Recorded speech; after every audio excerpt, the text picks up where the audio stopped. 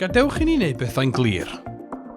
Rydyn ni yma i edrych yn onest ar Niwclear, ei alluoedd a'i gyfraniad at rydwaith ynni mwy cynaliadwy.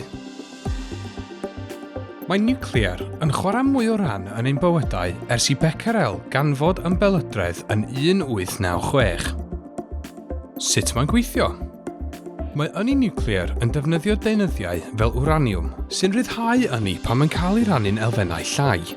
Mae wraniwm yn cael ei gloddio sy'n golygu nad yw'n ffynhonnell ynni adnewyddadwy, ond mae'n gyffredin iawn yng nghramen y ddaear, sy'n golygu bod modd ei drin fel ynni cynaliadwy.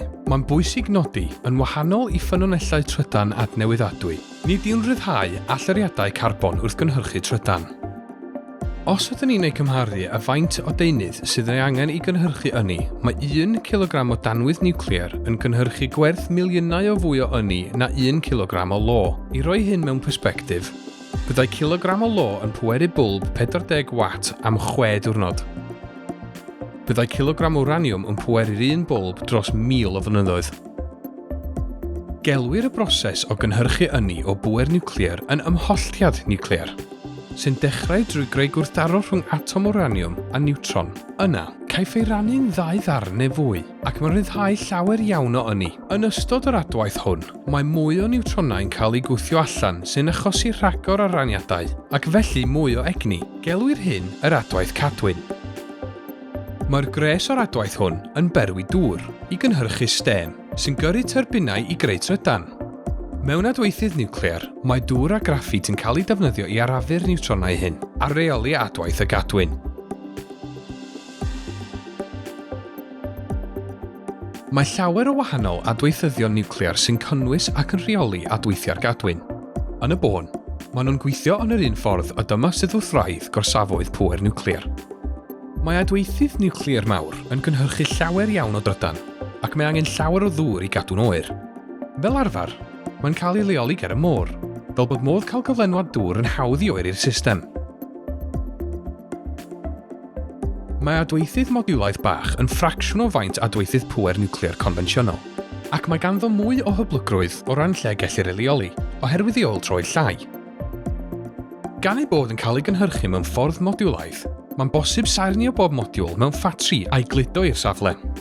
Felly, mae cost ac amser adeiladu o bosibl yn fwy sicr. Gallai technolegau gweithgynhyrchu newydd hyn ein helpu i gyflymu'r broses o adeiladu gorsafwydd newydd, a helpu i sicrhau ynni Niwclear yn y gymysgedd ynni ehangach. Mae gan ynni Niwclear llawer o fanteision, ac mae'n gwneud mwy na dim ond darparu'r gyflenwad cyson o drydan i ni. Mae gorsafwydd presennol a newydd yn creu twf economaidd gymdeithasol, gan helpu i sicrhau dyfodol cynaliadwy i gymunedau drwy greu swyddi, datblygu sgiliau a sicrhau cyfleoedd busnes. Maent hefyd yn gyfrannu at wneud yr ardaloedd yn lleoedd deuniadol i fyw a gweithio. Cyfrannodd diwydiant Niwclear Sifil y Deyrnas Unedig 700 miliwn o bunnoedd at economi Cymru yn 2021, gan gyflogi dros 800 o bobl yn uniongyrchol, a chefnogi cyfanswm o 10,700 o swyddi ledled y wlad. Rhyngddynt, roedd gorsafoedd pŵer Niwclear yn Wylfa a Thrawsfynydd yn gyflogi cannoedd o bobl am dros 40 mlynedd o gynhyrchu, ac mae ganddyn nhw'r potensial i gyflogi llawer mwy yn y dyfodol. Mae buddsoddi mewn ynni Niwclear hefyd yn golygu amgylchedd glanach a iachach i ni, gan ei fod yn lleihau allyriadau nwyon tŷ gwydr. Mae hynny'n dda i ni ac i'r blaned. Mae defnyddio ynni Niwclear yn golygu nad oes rhaid i ni ddibynnu ar wledydd eraill am drydan. Gallwn ni greu ein pŵer ein hunan, sy'n ein gwneud yn fwy annibynnol a diogel. Mae cael cymuned ymchwil Niwclear iach ac amrywiol yn y Deyrnas Unedig hefyd yn arwain at ddarganfyddiadau gwyddonol newydd. Mae gwyddonwyr a pheirianwyr yn dysgu pethau cyffrous am atomau ac ynni wrth weithio gyda phŵer Niwclear, ac maen nhw'n datblygu ffyrdd eraill o defnyddio systemau Niwclear gan gynnwys cynhyrchu meddyginiaethau, datgarbeniddio diwydiant a chynhyrchu cemegol cynaliadwy.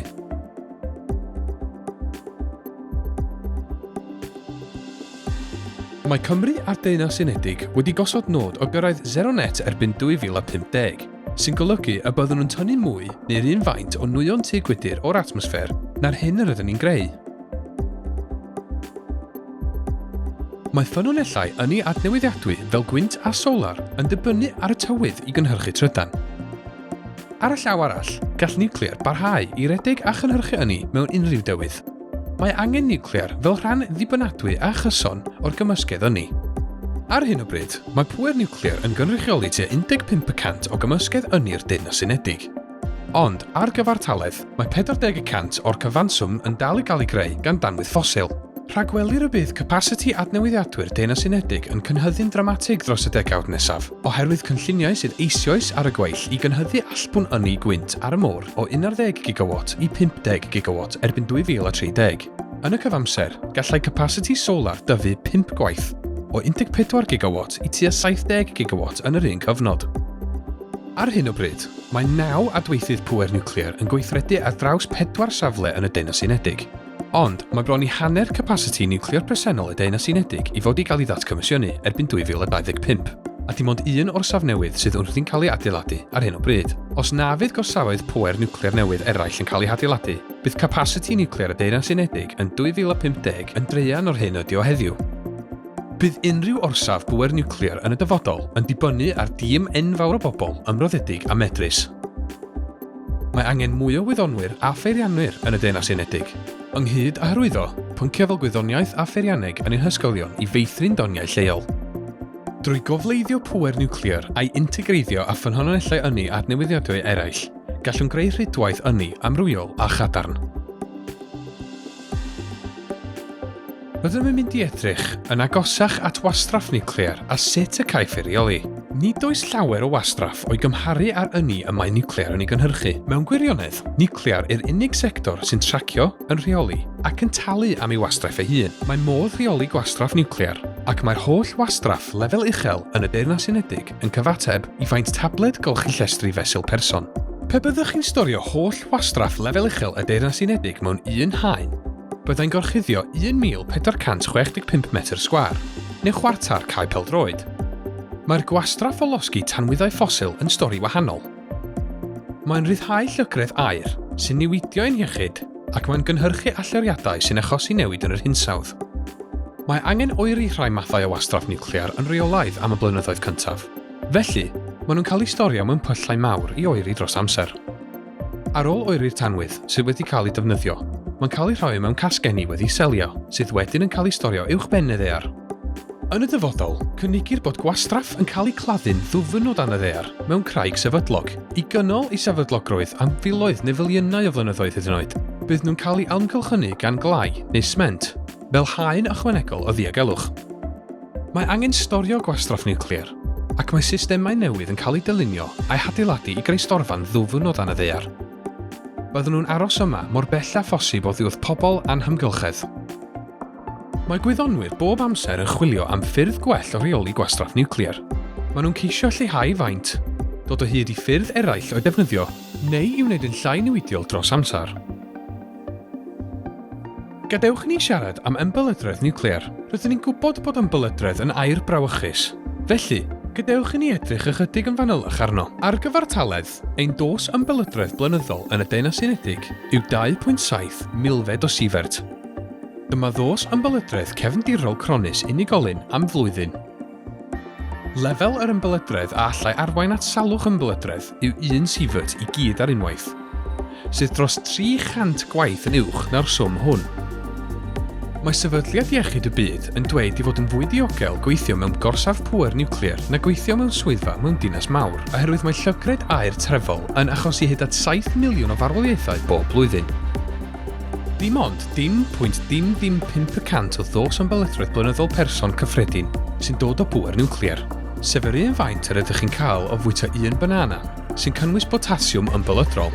Mae hyn 200 gwaith yn llai na hedfan i Efrog Newydd ac yn ôl, a 100 gwaith yn llai na'r hyn ydyn ni'n cael o lo, sy'n cynnwys gronynau ymbelydrol sy'n cael ei ryddhau i'r atmosffer wrth i'r glo losgi. Gall niwclear gyfrannu at fyd lle mae gennym ni ddigonedd o ynni glân a dibynadwy ar flaenau bysedd. Byd lle gallwn bweru ein cartrefi, ein ysbytau, ein hysgolion a'n diwydiannau heb newidio'r amgylchedd. Mae ynni niwclear yn atab ymarferol i ni. Mae'n cynnig y dwysedd ar effeithlonrwydd ynni sydd yn angenrheidiol i diwallu ein hanghenion cynyddol ar yr un pryd a lleihau allariadau carbon yn sylweddol. I gael rhagor o wybodaeth, edrychwch ar yr adnoddau yn y capsiwn.